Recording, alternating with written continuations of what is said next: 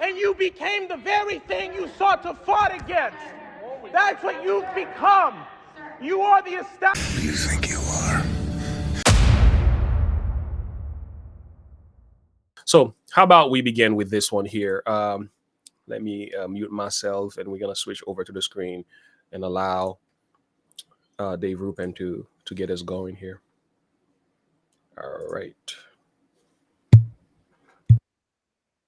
If you really want to see how the jig is up, this was the first video that I saw this morning. This is so incredible that you just got to get comfortable in your seat. Everybody just kind of like chill out for a moment. This is so absolutely wonderful. This is video from yesterday. AOC did a town hall in the Bronx in her home district.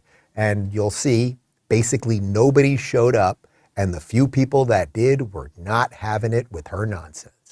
Congresswoman, none of this matters unless there's a nuclear war, which you voted to send arms and weapons to Ukraine. Tulsi Gabbard, she's left the Democratic Party because they're a bunch of war hawks, okay? You originally voted, you ran as an outsider, yet you've been voting to start this war in Ukraine.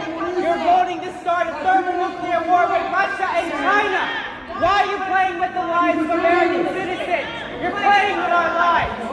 There will be no neighbors if there's a nuclear bomb. You voted to mobilize and send money to Ukrainian Nazis.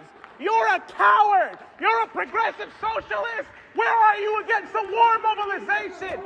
He's telling the right truth. You have done nothing. Tulsi Gabbard has shown guts where you've shown cowardice. I believed in you, and you became the very thing you sought to fight against. That's what you've become. You are the establishment, and you are the reason why everybody will end up in a nuclear war unless you choose to stand up right now and denounce the Democratic Party. Will you do that? Yes or no? Today. Hey, Darth Vader, we got to talk. What does this tell you when AOC is being confronted by her own constituents on these political things? I mean, what does this show? Well, it's a number of things. I mean, one, people are fed up with the crap that she's been spewing out because, I mean, she is full of it. And number two, they don't quite have all the facts right. Are you talking about the people or her in particular? The people. Okay.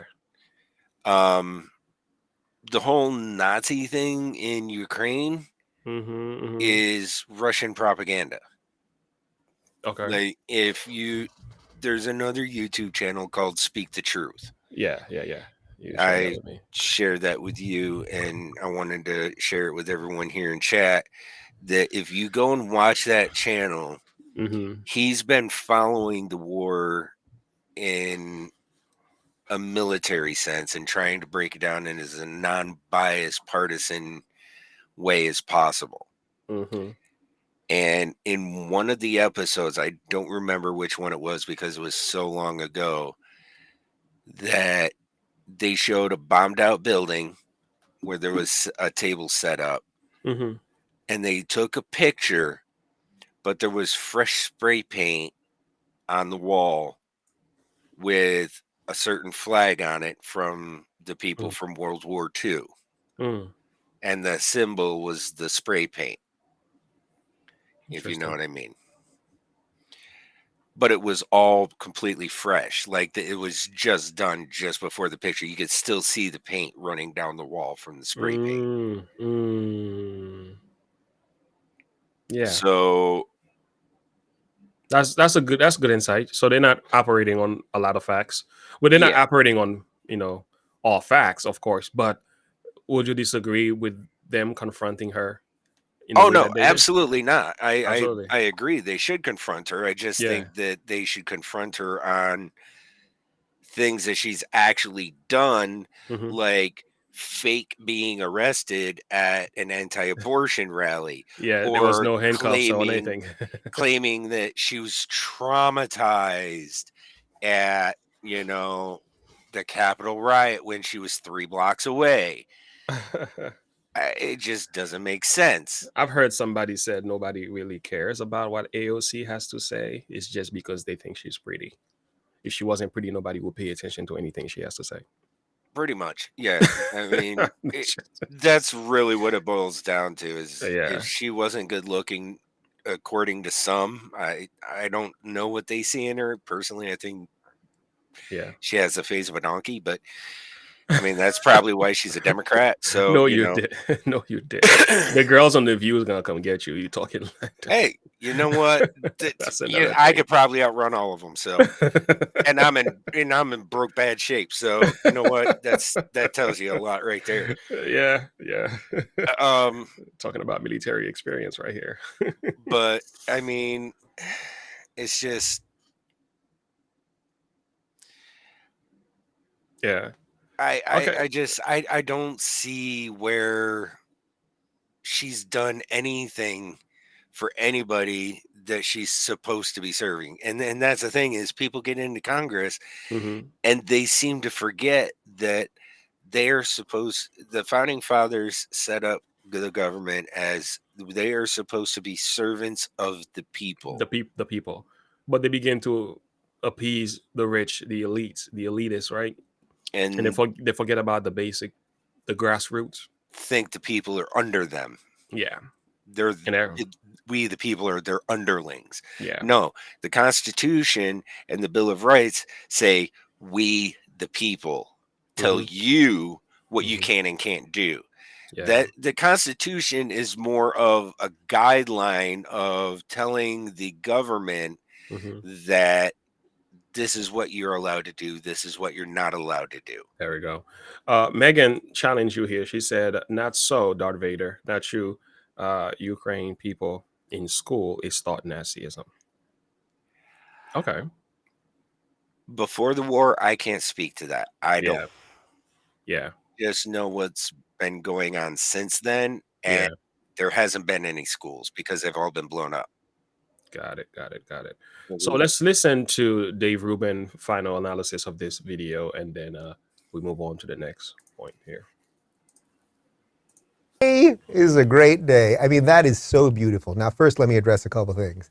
I don't know, maybe 30 people in there, right? So nobody in her own district is listening to her anymore. The squad, and I've been trying to explain this from the beginning, the squad was a corporate idea and a big tech idea. The average person doesn't want their kid's genitals chopped off. The average kid doesn't want their the average adult doesn't want their kid dying in Ukraine, and all of the other equity-based nonsense and all of the drivel and the hatred of America and all that stuff that AOC and Omar and Tlaib have put out there. So they don't really have support. Yes, she has won 2 elections. I give her credit for that. In a very small district, she won these 2 elections. So it's not like there's literally nobody, but it certainly is not as big as the machine would have you believe. Put her on every cover of everything and constantly put her on the Sunday news shows and everything else.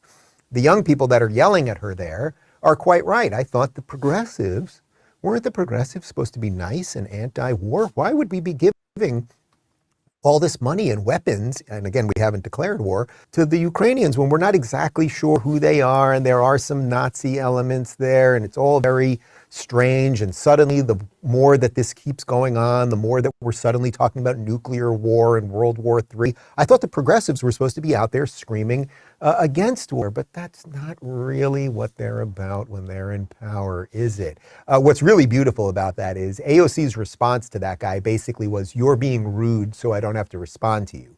This is the same AOC who repeatedly has done what Maxine Waters has done and many other progressives, which is you get up in their face and you show up at their events and you don't give them any quarter and all of those things. So AOC, you have opened up a Pandora's box, baby, and it's on you now, so good luck. The inmates are running the asylum, and they're going to have you for lunch.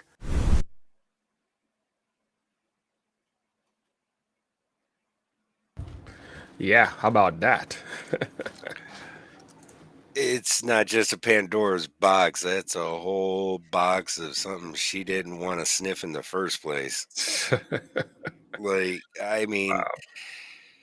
like it's just crazy because she's been trying to, like he said, it's just something. The squad and all of that is just something corporate America made up to get people on board with the Democratic Party. Wow. That is crazy.